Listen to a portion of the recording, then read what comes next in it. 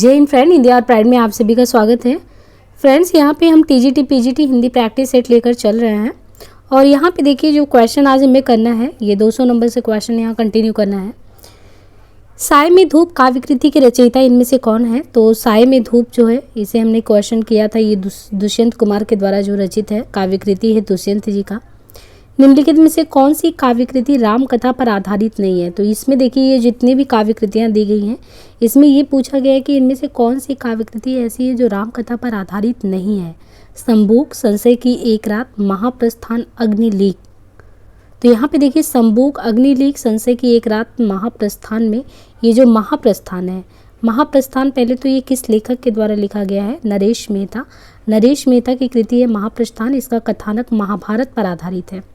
यह प्रबंध काव्य महाभारत कथा में स्वर्गारोहण की घटना को समकालीन यथार्थ बोध से संबंध कर नई अर्थवत्ता देता है। महाप्रस्थान का प्रकाशन 1975 ईस्वी में हुआ, किंतु युग चित्रण की दृष्टि से यह चिरंतन है। नाट्य प्रबंध महाप्रस्थान का संपूर्ण कथ्य 3 पर्वों में सुगंभित यात्रा पर्व, स्वाहा पर्व, स्वर्ग पर्व है। शेष कृतियां रामकथा पर आधारित हैं। निम्नलिखित काव्य कृतियों में से एक राम कथा पर आधारित नहीं है। देखिए वापस से एक क्वेश्चन है, संबूक, महाप्रस्थान, अग्निलीक, संशय की एक रात, तो ये महाप्रस्थान है। दिनकर की प्रसिद्ध काव्यकृति रश्मिरथी के बारे में, जो दिनकर जी के द्वारा बहुत ही प्रसिद्ध काव्यकृति रश्मिरथी रचा गया है, उसकी एक कथा वस्तु कहाँ से ली गई है? यानी जो रश्मिरथी, इसकी कथा वस्तु कहाँ से ली गई है? महाभारत से, भागवत पुराण से, पूर्णतः कल्पित है रामायण से। तो यहाँ पे देखिए जो रश्मिरथी का है, ये महाभारत से लिया गया है। रश्मिरथी काव्य के रचयिता दिनकर जी है। और रश्मि रथी का मतलब क्या होता है? रश्मिरथी का अर्थ होता है वह व्यक्ति जिसका रथ रश्मि में अर्थात सूर्य की किरणों का हो। इस काव्य में रश्मिरथी नाम कर्ण का है, क्योंकि उनका चरित्र जो है वो सूर्य के समान प्रकाशमान है। कर्ण महाभारत महाकाव्य का अत्यंत यशस्वी पात्र है। अग्निलीक काव्य नाटक का कृति के रचनाकार कौन है? इनमें से अग्निलीक जो काव्य नाटक है, इस कृति के रचनाकार इनमें से कौन है? तो इनमें से है भारत भूषण अग्रवाल। भारत भूषण अग्रवाल कृत अग्निलीक एक काव्य नाटक है। इस कृति में रामकथा को मिथकीय आयाम प्रदान करके आधुनिक युग परिवेश के अनुसार चित्रित किया गया है। इस रचना में राम को सामंतवादी प्रवृत्तियों के समर्थक और राजलोभी के रूप में वर्णित कर राम के चरित्र के अंतर्विरोधों की खोज की गई है। उन्होंने चारण नामक पात्र की आदिवासी समूह के प्रतीक के रूप में नवीन सृष्टि और सीता परित्याग की घटना की मुक्त कंठ से निंदा भी की है। शमशेर बहादुर सिंह द्वारा लिखित दो आब किस विधा की कृति है? इसमें देखिए जो शमशेर बहादुर सिंह के द्वारा लिखित दो आब है, दो आब किस विधा की कृति है? कहानी विधा, उपन्यास विधा, समीक्षा विधा, काव्य विधा। तो शमशेर बहादुर सिंह द्वारा लिखित दो आब जो है ये कौन सी विधा? ये काव्य विधा के तहत है। शमशेर बहादुर सिंह द्वारा लिखित दो आब, पहली बात तो ये लिखा किसके द्वारा है? शमशेर बहादुर सिंह। क्या रचना का नाम है? दो आब। ये गद्य काव्य का निबंध संग्रह है जिसका प्रकाशन 1948। इनकी अन्य रचनाएं हैं प्लाट का मोर्चा, कहानियाँ व स्केच 1952, शमशेर की डायरी, इतने पास अपने 1980, चुका भी हूँ नहीं मैं 1981, बात बोलेगी 1981, एवं कल तुझसे होड़ है मेरी यानी काल तुझसे होड़ है मेरी 1988। ये सारी ही रचनाएं शमशेर बहादुर जी की हैं। इसके बाद अगर यहाँ पे देखें कि वह कौन सा विकल्प है जिसमें दिए गए सभी लेखकों ने कवि एवं नाटककार दोनों रूप में प्रसिद्धि प्राप्त की, यानी जो भी लेखक का नाम दिया वो कवि एवं नाटककार दोनों ही रूपों में प्रसिद्धि प्राप्त किए हैं। तो प्रसाद जी के बारे में, प्रसाद है भारतेंदु हरिश्चंद्र रामकुमार वर्मा। विकल्प बी में प्रस्तुत लेखक एक कवि के रूप में भी विख्यात रहे और नाटककार के रूप में भी विख्यात रहे हैं। रेडियो नाटककार के रूप में कौन सा लेखक, किस नाटककार के रूप में? रेडियो नाटककार के रूप में कौन सा लेखक ज़्यादा प्रसिद्धि प्राप्त किया है? चिरंजीत, प्रसाद, मोहन राकेश, सेठ गोविंद दास। तो यहाँ पे देखिए ये जो चिरंजीत है, वर्तमान में नाट्य संप्रेषण के 3 माध्यम हमारे सामने आते हैं। प्राचीन काल से चला आ रहा रंगमंच का माध्यम तो है ही। 20वीं शताब्दी के प्रारंभ में हुई विज्ञान एवं टेक्नोलॉजी की प्रगति से नाट्य संप्रेषण के 2 और माध्यम आ गए। उसमें एक हो गया माइक्रोफोन, दूसरा होगा माइक्रोफोन के अलावा कैमरा। माइक्रोफोन ने रेडियो नाटक को जन्म दिया और कैमरा ने सिनेमाई नाटक को। सिनेमाई नाटक का ही आधुनिक रूप है टेलीविज़न नाटक। चिरंजीत जो है वो हिंदी के पहले नाटककार हैं जिन्होंने अपनी नाट्याभिव्यक्ति के लिए 3 माध्यमों को बड़ी सफलता से उपयोग किया है। परंतु इनके साथ यह भी निश्चित किया है कि उन्हें सर्वप्रथम एवं सर्वाधिक ख्याति जो है वो रेडियो नाटककार के रूप में ही मिली। नाटक इनका है रत जगा। रत जगा में उनके राष्ट्र प्रेम एवं काव्य गुण बेहतर ढंग से दिखाई पड़ते हैं। तो चिरंजीत जो है पहले नाटककार के रूप में है, वो भी रेडियो नाटककार के रूप में। एक नाम आता है मंगलेश डबराल। ये मंगलेश डबराल की इसमें से कौन सी रचना है? सुनो कारीगर, जख्म पर धूल, पहाड़ पर लालटेन, सुदामा पांडे का प्रजातंत्र। तो ये बहुत ही प्रसिद्ध इनका पहाड़ पर लालटेन मंगलेश डबराल की प्रमुख रचनाओं में है। पहाड़ पर लालटेन, घर का रास्ता, हम जो देखते हैं, आवाज़ भी एक जगह। तो पहाड़ पर लालटेन, घर का रास्ता, हम जो देखते हैं, आवाज़ भी एक जगह है। कविता की तीसरी आँख, कविता की तीसरी आँख के रचनाकार क्या है? उनका नाम है प्रभाकर छोत्रीय। कविता की तीसरी आँख प्रभाकर छोत्रीय के द्वारा। कविता की तीसरी आँख के रचनाकार प्रभाकर छोत्रीय प्रख्यात आलोचक, नाटककार, निबंधकार। इनकी प्रमुख रचनाएं, रचना एक यातना है, प्रसाद की प्रासंगिकता, संवाद, नई कविता आलोचना, काल यात्री है कविता, अतीत के हंस, मैथिली शरणगुप्त, मेघदूत, एक अंतरयात्रा, श्री नरेश मेहता रचनावली। मैंने स्मृति के दीप जलाए, मैंने स्मृति के दीप जलाए, ये किसकी रचना है? राजर्षि पुरुषोत्तम, लक्ष्मी नारायण सुधांशु, रामवृक्ष बेनीपुरी, रामनाथ सुमन। तो ये है रामनाथ सुमन के द्वारा मैंने स्मृति के दीप जलाए, 1976 में रामनाथ सुमन की रचना है। इनकी एक अन्य रचना है छायावाद युगीन स्मृतियाँ, 1975। भाषा भूषण के रचनाकार इनमें से कौन है? जसवंत सिंह, मतिराम भूषण, चिंतामणि। तो भाषा भूषण जो है ये जसवंत सिंह इसके रचनाकार हैं। जसवंत सिंह कृत भाषा भूषण अलंकार विवेचन संबंधी ग्रंथ है, जिसमें 212 छंद है। प्रारंभ में 10 दोहों में भूमिका है, से 202 छंदों में 116 अलंकारों का विवेचन है। महाराजा जसवंत सिंह हिंदी साहित्य के प्रधान आचार्यों में माने जाते हैं। इनका भाषा भूषण ग्रंथ अलंकारों पर बहुत ही प्रचलित है। इस ग्रंथ को इन्होंने वास्तव में आचार्य के रूप में लिखा है, कवि के रूप में नहीं। उन्होंने अपना भाषा भूषण बिल्कुल चंद्रालोक की छाया पर बनाया और उसी का संक्षिप्त प्रणाली का अनुसरण किया है। भाषा भूषण के अतिरिक्त जो और ग्रंथ इन्होंने लिखे हैं वे तत्व ज्ञान संबंधी है, जैसे अपरोक्ष सिद्धांत, अनुभव प्रकाश, आनंद विलास, सिद्धांत बोध, सिद्धांत सार, प्रबोध चंद्रोदय नाटक। भाषा भूषण के रचयिता इनमें से कौन है? भूषण कुलपति मिश्र, देव जसवंत सिंह। तो ये है भाषा भूषण के जसवंत सिंह। इनमें कौन सा ग्रंथ चंद्रालोक की छाया है? इनमें से काव्य विवेक, भाषा भूषण, कवि कुल, कल्पतरु, काव्य प्रकाश। तो इसमें से जो भाषा भूषण है ये भाषा भूषण के द्वारा जो है, इनमें से कौन सा ग्रंथ चंद्रालोक की छाया है? तो भाषा भूषण जो है ये चंद्रालोक की छाया है। तुलसी आधुनिक वातायन से पुस्तक के लेखक हैं। यहाँ पे देखिए दिया है तुलसी आधुनिक वातायन से, इस पुस्तक के लेखक इनमें से कौन है? तो तुलसी आधुनिक वातायन से पुस्तक के लेखक रमेश कुंतल मेघ हैं। तुलसी आधुनिक वातायन से पुस्तक के लेखक रमेश कुंतल मेघ हैं। आधुनिक रचना वृत्त में तुलसी को सबसे पहले बाबू शिवनंदन सहाय ने देखा था, बाद में त्रिपाठी निराला ने तुलसीदास 1939 की रचना द्वारा तदात्म्यीकरण किया। रमेश कुंतल मेघ की प्रमुख रचनाएं कौन सी हैं? तो इनकी रचनाएं मिथक और स्वप्न, आधुनिकता बोध और आधुनिकीकरण, मध्ययुगीन रस दर्शन, समकालीन सौंदर्य बोध, क्योंकि समय एक शब्द है, अथातो सौंदर्य जिज्ञासा, वाग्मी होलो, मन खंजन किनके। अरस्तु का काव्यशास्त्र किसकी रचना है? अरस्तु का काव्यशास्त्र बाबू गुलाब राय, नागेंद्र, नामवर सिंह, रामचंद्र शुक्ल। तो यहाँ पे देखिए जो अरस्तु का काव्यशास्त्र है इनमें से किसके द्वारा लिखा गया है? डॉक्टर नगेंद्र के द्वारा। अरस्तु का काव्यशास्त्र 1957 में डॉक्टर नगेंद्र द्वारा लिखा गया है। इनकी मौलिक तथा संपादित कुल 50 पुस्तकें हैं। मौलिक ग्रंथों में सुमित्रानंदन पंत 1938, साकेत एक अध्ययन 39, आधुनिक हिंदी नाटक 1940, विचार और विवेचन 1944, रीति काव्य की भूमिका 1949, देव और उनकी कविता करके है 1949, विचार और अनुभूति 1949 में है। भारतीय काव्यशास्त्र की भूमिका 53, काव्य में उदात्त तत्व 1938, अनुसंधान और आलोचना 61, कामायनी के अध्ययन की समस्याएं 1962, रस सिद्धांत 64 में, आलोचक की आस्था 1966, काव्य बिंब 67, आस्था के चरण 68, तंत्रालोक से यंत्रालोक 1968, नई समीक्षा नए संदर्भ 1970, समस्या और समाधान 1971, आप्रवासी की यात्राएं 1972, भारतीय सौंदर्य शास्त्र की भूमिका। संपादित ग्रंथों में देखें तो हिंदी ध्वन्यालोक 1952, कवि भारती 1953, हिंदी काव्य अलंकार सूत्र 1934, रीति श्रृंगार 1954, भारतीय नाट्य शास्त्र 1955, भारतीय काव्य शास्त्र की परंपरा 1956, हिंदी साहित्य का बृहद इतिहास भाग 6, भारतीय वाङ्मय तथा हिंदी अभिनव भारती करके 1960 में। नए समीक्षा नए संदर्भ किसकी आलोचना कृति है? नए समीक्षा नए संदर्भ, तो ये है डॉक्टर नगेंद्र की। आप्रवासी की यात्राएं नामक कृति के रचनाकार इनमें से कौन है? आप्रवासी की यात्राएं नामक कृति के रचनाकार इनमें से कौन है? तो डॉक्टर नगेंद्र हैं। सुमित्रानंदन पंत नामक ग्रंथ के लेखक इनमें से कौन है? सुमित्रानंदन पंत नामक ग्रंथ के लेखक इनमें डॉक्टर नगेंद्र हैं। यदि कहा जाए कि शब्द सागर की उपयोगिता और सर्वांग पूर्णता का श्रेय पंडित रामचंद्र शुक्ल को प्राप्त है तो इसमें कोई अतियुक्ति नहीं होगी। एक प्रकार से यह उन्हीं के परिश्रम, विद्वता और विचारशीलता का फल है। कोश ने कुशल जी को बनाया और शुक्ल जी ने कोश को। युग प्रवर्तक लेखक शुक्ल तथा प्रसिद्ध कृति शब्द सागर के संबंध में यह मूल्य परक कथन इनमें से किस साहित्यकार का है? तो ये है बाबू श्याम सुंदर दास का।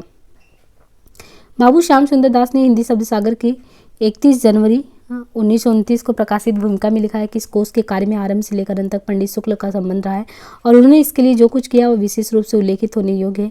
यदि ये कहा जाए कि शब्द सागर की उपयोगिता और सर्वांग पूर्णता का अधिकांश श्रेय शुक्ल को प्राप्त है तो इसमें कोई अतियुक्ति नहीं होगी। एक प्रकार से यह उन्हीं के परिश्रम, विद्वता और विचारशीलता का फल है। दूसरी परंपरा की खोज किस विधा की रचना है? दूसरी परंपरा की खोज ये किस विधा की रचना है? ये है आलोचना विधा की। दूसरी परंपरा की खोज 1982 में आलोचना विधा के तहत आता है। इसके लेखक नामवर सिंह हैं।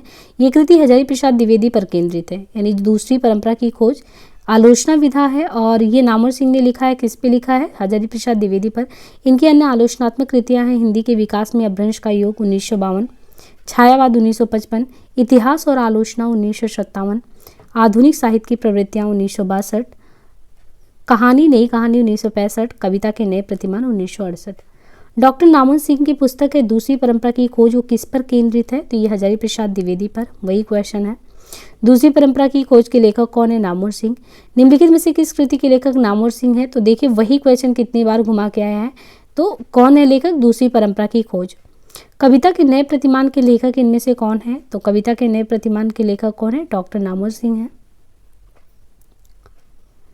नामवर सिंह का यह कथन इनमें से किस पुस्तक के लिए है? पूर्ववर्ती व्यक्तिवादी इतिहास प्रणाली के स्थान पर सामाजिक अथवा जातीय ऐतिहासिक प्रणाली का आरंभ करने वाली यह पहली हिंदी पुस्तक है। कौन सी? हिंदी साहित्य की भूमिका। नामवर सिंह ने हजारी प्रसाद द्विवेदी द्वारा रचित पुस्तक हिंदी साहित्य की भूमिका के लिए कहा है, व्यक्तिवादी इतिहास प्रणाली के स्थान पर सामाजिक अथवा जातीय ऐतिहासिक प्रणाली का आरंभ करने वाली यह पहली पुस्तक है। नामवर सिंह ने जोर देकर कहा है कि हिंदी साहित्य के अध्ययन के लिए द्वंदात्मक प्रणाली से काम लेना चाहिए और इस प्रणाली का सही उपयोग भौतिकवादी दृष्टिकोण से ही हो सकता है। नामवर सिंह ने हजारी प्रसाद द्विवेदी की पुस्तक हिंदी साहित्य की भूमिका के बारे में लिखा है। यह पुस्तक नवीन युग की भूमिका बनकर प्रकाश में आई है। प्रगतिवादी किसकी कृति है? प्रगतिवाद इनमें से किसकी कृति है? तो यह है शिवदान सिंह चौहान का। प्रगतिवाद एवं साहित्य की समस्याएं शिवदान सिंह चौहान की रचना है, जबकि डॉक्टर रामविलास शर्मा ने प्रगतिशील साहित्य की समस्याएं, हंसराज रहबर ने प्रगतिवाद मूल्यांकन, अमृत राय ने साहित्य में संयुक्त मोर्चा नामक पुस्तकें लिखी हैं। निम्नलिखित में से किसने हिंदी साहित्य का इतिहास नहीं लिखा? Ramkumar Verma, doctor नगीन, doctor Hazari Prasad Dwivedi, doctor Lakshmi सागर वारसेड़। इनमें से कौन है जिसने हिंदी साहित्य का इतिहास नहीं लिखा है? तो है डॉक्टर लक्ष्मी सागर वारसेड़। डॉक्टर रामकुमार वर्मा ने हिंदी साहित्य का आलोचनात्मक इतिहास, डॉक्टर हजारी प्रसाद द्विवेदी ने हिंदी साहित्य की भूमिका, हिंदी साहित्य का आदिकाल, हिंदी साहित्य का उद्भव और विकास, डॉक्टर नगेंद्र ने हिंदी साहित्य का इतिहास लिखा है, जबकि डॉक्टर लक्ष्मी सागर वारसेड़ ने हिंदी साहित्य का इतिहास नहीं लिखा। हिंदी साहित्य का इतिहास दर्शन के लेखक इनमें से कौन है? तो इतिहास दर्शन के लेखक कौन है? इनमें से डॉक्टर नलिन विलोचन शर्मा है हिंदी साहित्य के इतिहास दर्शन के लेखक। निम्नलिखित में से किस ग्रंथ के लेखक रामविलास शर्मा है? संस्कृति के 4 अध्याय, भारत में अंग्रेजी राज एवं मार्क्सवाद, कविता के नए प्रतिमान, राग दरबारी। तो ये है रामविलास शर्मा जी।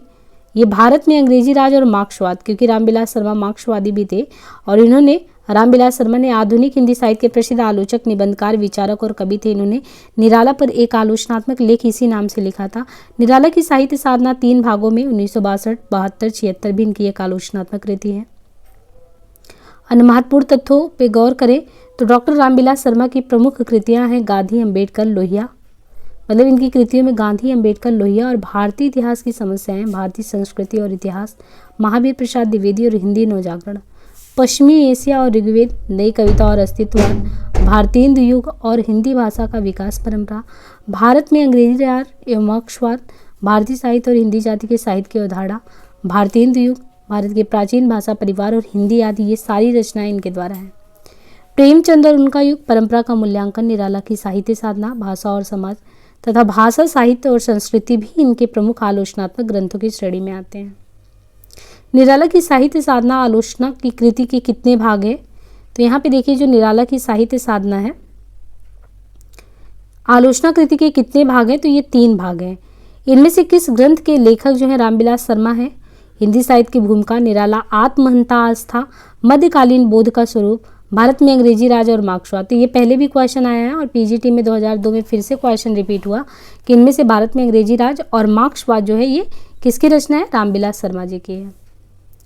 निम्नलिखित में से किस कृति के लेखक रामविलास शर्मा है?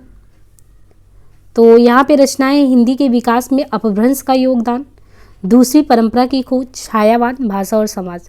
तो इसमें अगर देखें कि रामविलास शर्मा की जो कृति है वो भाषा और समाज है। महावीर प्रसाद द्विवेदी और हिंदी नवजागरण, रचना का नाम है महावीर प्रसाद द्विवेदी और हिंदी नवजागरण। इसके लेखक इनमें से कौन है? तो महावीर प्रसाद द्विवेदी और हिंदी नवजागरण, इसके लेखक इनमें मार्क्सवादी आलोचक रामविलास शर्मा है। महावीर प्रसाद द्विवेदी और हिंदी नवजागरण, ये क्वेश्चन फिर से देखिए, पहले ये पीजीटी में आया क्वेश्चन, फिर 2012 में वही क्वेश्चन रिपीट हुआ, आश्रम पद्धति में आया। भारतेंदु युग और हिंदी भाषा, तो देखिए यहाँ पे भारतेंदु युग के साथ हिंदी भाषा की विकास परंपरा का भी रामविलास शर्मा ने ही लिखा है। निम्नांकित में से किस ग्रंथ के लेखक रामविलास शर्मा नहीं है? भाषा और समाज, नई कविता और अस्तित्ववाद, भारत में अंग्रेजी राज और मार्क्सवाद, कविता के नए प्रतिमान। तो यहाँ पे देखिए रामविलास शर्मा जो है ये कविता के नए प्रतिमान ये नामवर सिंह के द्वारा है। भाषा और समाज ये रामविलास शर्मा ने लिखा। नई कविता और अस्तित्ववाद उन्हीं का है। भारत में अंग्रेजी राज और मार्क्सवाद ये भी उन्हीं के द्वारा रचना रचे गए हैं। भारतीय साहित्य की भूमिका के लेखक इनमें से कौन है? भारतीय साहित्य की भूमिका, दूधनाथ सिंह, रामविलास शर्मा, रामदरस मिश्र, उपयुक्त में से कोई नहीं। भारतीय साहित्य की भूमिका के लेखक इनमें से रामविलास शर्मा है। भारतीय साहित्य की भूमिका के लेखक रामविलास शर्मा है। इस पुस्तक में भारतीय साहित्य और उसकी सामाजिक सांस्कृतिक पृष्ठभूमि के कुछ पक्षों पर विचार किया गया है। उनके अनुसार जिसे हिंदुस्तानी संगीत कहते हैं वह हिंदी भाषा जनता का जातीय संगीत है और हिंदुस्तानी संगीत में मुसलमानों का योगदान महत्वपूर्ण था। निम्नलिखित में से एक रचना पत्र साहित्य के अंतर्गत नहीं है, वह कौन सा है? तो निम्नलिखित में से कौन सा एक रचना जो पत्र साहित्य के अंतर्गत नहीं है वह कौन सा है? तो ये है मेरे संधि पत्र। पांडे वेचन शर्मा उग्र द्वारा संपादित फाइल और प्रोफाइल 1970, जीवन प्रकाश जोशी द्वारा संपादित बच्चन पत्रों में 1970 तथा हरिवंश राय बच्चन द्वारा संपादित पंत के 200 पत्रों, बच्चन के नाम 1971 पत्र साहित्य, जबकि मेरे संधि पत्र सूर्यबाला द्वारा लिखित उपन्यास है। कुछ प्रमुख पत्र साहित्य तथा उनके संपादकों का नाम यहाँ पे दिया गया है, जैसे पद्म सिंह शर्मा के पत्र 1956, तो इसके संपादक थे बनारसी दास चतुर्वेदी, हरिशंकर शर्मा। यूरोप के पत्र 1944 डॉक्टर धीरेन्द्र वर्मा। बंदी चेतना 1962 कमलापति त्रिपाठी। बापू के पत्र काका कालेलकर। निराला के पत्र 1971 जानकी बल्लभ शास्त्री। हरिवंश राय बच्चन द्वारा प्रणीत कवियों में 100 में संत 1960। परिशिष्ट भाग में पंत के 126 मूल्यवान पत्र संकलित हैं। डॉक्टर शिव प्रसाद सिंह द्वारा संपादित शांति निकेतन से शिवालक 1967 में आचार्य हजारी प्रसाद द्विवेदी द्वारा विभिन्न साहित्यकारों को लिखे गए पत्रों का संकलन किया गया है। नेमीचंद जैन द्वारा उनके और मुक्तिबोध के बीच हुए पत्राचार का संकलन पाया पत्र तुम्हारा 1984 है। चंद्रदेव सिंह द्वारा संपादित बच्चन के विशिष्ट पत्र 1984, जगमोहन सिंह तथा चमनलाल द्वारा संपादित शहीद भगत सिंह और उनके साथियों के दस्तावेज 1986 भी प्रमुख पत्र साहित्य में आते हैं। चिट्ठियां हो तो हर कोई बाचे, चिट्ठियां हो तो हर कोई बाचे, ये जो पत्रों का संग्रह है, तो ये पूछा गया किसके पत्रों का संग्रह है? तो ये फणीश्वरनाथ रेणु का। चिट्ठियां हो तो हर कोई बाचे, ये फणीश्वरनाथ रेणु के पत्रों का संग्रह है। जीआईसी में आया हुआ क्वेश्चन है। चिट्ठियां हो तो हर कोई बाचे वापस से जीआईसी में देखिए 2012 में भी आया और 2015 में भी आया, तो इससे ये पता चलता है कि कितना ज़्यादा प्रीवियस ईयर का इंपॉर्टेंट होता है क्वेश्चन। लाल तारा के रचनाकार इनमें से कौन है? बेनीपुरी, निराला, उदय शंकर भट्ट, हरिऔध। लाल तारा इसके रचनाकार इनमें से राम वृक्ष बेनीपुरी हैं। लाल तारा की जो वृक्षपुरी, ये लाल तारा की जो रचनाकार हैं वृक्ष बेनीपुरी, इनकी अनेक कृतियाँ भी हैं, जैसे चिता के फूल, गेहूं और गुलाब, ये भी बहुत ही प्रसिद्ध है। कैदी की पत्नी, जंजीरें और दीवारें, ये सभी ही बेनीपुरी जी द्वारा लिखित है। कैदी की पत्नी कृति के लेखक, तो अभी हमने देखा कैदी की पत्नी ये जो है राम वृक्ष बेनीपुरी की रचना है। अपनी केवल धार काव्य संकलन के रचनाकार इनमें से कौन है? अपनी केवल धार, तो अपनी केवल धार काव्य संकलन के रचनाकार इनमें से कौन है? अरुण कमल। अपनी केवलधार काव्य संकलन के रचनाकार अरुण कमल हैं। इनकी अन्य प्रमुख कृतियां हैं सबूत, नए इलाके में, पुतली में संसार, मैं वो शंख महाशंख, वायसाज हिंदी अंग्रेजी में। निम्नलिखित काव्य संकलनों में से किसके कवि अरुण कमल हैं? तो इसमें काव्य संकलनों में से किसके कवि अरुण कमल हैं? तो ये कवि है अपनी केवलधार के।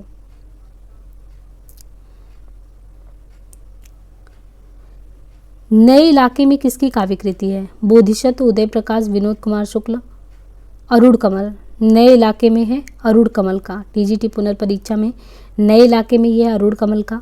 मुक्तिबोध की आत्मकथा के लेखक इनमें से कौन है? मुक्तिबोध की आत्मकथा, तो यहाँ पे मुक्तिबोध की आत्मकथा जो है इसके लेखक इनमें से कौन है?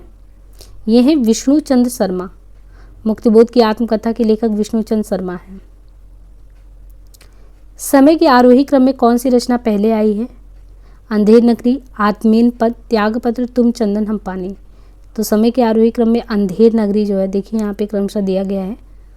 अंधेर नगरी 1981, त्यागपत्र 1937, आत्मीन पद 60, तुम चंदन हम पानी 1976। तो अंधेर नगरी ये 1881 में भारतेंदु जी के द्वारा, त्यागपत्र 1937 जनेंद्र कुमार, आत्मीन पद 1960 अज्ञेय के द्वारा, तुम चंदन हम पानी ये विद्यानिवास मिश्र के द्वारा। रचना यदि जीवन के यथार्थ का विस्तार करती है, यानी रचना जो होती है यदि जीवन के अर्थ का विस्तार करती है, तो आलोचना रचना के अर्थ का, ये कथन इनमें से किस आलोचक का है? तो ये है रामस्वरूप चतुर्वेदी का। रामस्वरूप चतुर्वेदी मधुमती संस्करण 2005 में हिंदी सृजना एवं आलोचना विखराव के संदर्भ शीर्षक के तहत लिखते हैं कि आधुनिक दृश्य रचना जीवन के यथार्थ का अर्थ का विस्तार करती है, तो आलोचना रचना के अर्थ का करती है। काव्य संसार के प्रति कवि की भाव प्रधान मानसिक प्रतिक्रियाओं की कल्पना के ढांचे में ढली हुई श्रेय की प्रेम रूपा प्रभाव उत्पादक अभिव्यक्ति है। काव्य की यह परिभाषा देने वाले विद्वान इनमें से कौन है? तो ये एलटी ग्रेड में आया हुआ है कि काव्य संसार के प्रति कवि की जो भाव प्रधान मानसिक प्रतिक्रिया है उसकी कल्पना के ढांचे में ढली हुई श्रेय की प्रेम रूपा प्रभाव उत्पादक अभिव्यक्ति है। काव्य की ये परिभाषा देने वाले विद्वान इनमें से कौन है? तो ये विद्वान है बाबू गुलाब राय। बाबू गुलाब राय की मान्यता है कि काव्य संसार के प्रति कवि को भाव प्रधान मानसिक प्रतिक्रियाओं की कल्पना के ढांचे में ढली हुई श्रेय की प्रेम रूपा प्रभाव उत्पादक अभिव्यक्ति है। जिस तरह हम बोलते हैं उस तरह तू लिख, और उसके बाद भी हमसे बड़ा तू देख। तो जिस तरह हम बोलते हैं उस तरह लिख और हमसे उसके बाद भी बड़ा दिख, ये किसकी है? तो ये डाइट प्रवक्ता में आया है, भवानी प्रसाद मिश्र के द्वारा ये कहा गया है कि जिस तरह हम बोलते हैं उस तरह तू लिख और उसके बाद भी हमसे बड़ा तू दिख। ये पंक्तियाँ जो रचनाकार भवानी प्रसाद मिश्र का है, और ये पंक्तियाँ जो है सन 1930 में प्रकाशित कवि शीर्षक कविता से ली गई है। तो यहाँ पे हम 50 क्वेश्चन का जो है सीरीज कंटिन्यू लेकर चल रहे हैं, और ये टीजीटी पीजीटी के विद्यार्थियों के लिए बहुत ही लाभप्रद सिद्ध होने वाला है, क्योंकि प्रीवियस के क्वेश्चन को आप जितनी बार रिपीट करते हैं वो याद होता है। क्वेश्चन कहीं ना कहीं घूम फिर के सब आता ही है, तो आप इस प्रैक्टिस सेट को भी लगाते रहिए, साथ ही असिस्टेंट प्रोफेसर वाले भी प्रैक्टिस सेट को मारते रहिए, और सरस्वती पांडे से हम तथ्यात्मक सार करा रहे हैं वो भी करते रहिए। तो ओवरऑल आप देखेंगे कि हिंदी जो है आपका काफ़ी ज़्यादा एक अच्छी दिशा में होगा। तो आज के लिए इतना ही। प्लीज़ चैनल पे अपना सपोर्ट बनाए रखें, लाइक शेयर सब्सक्राइब करना ना भूलें। आज के लिए इतना ही, धन्यवाद।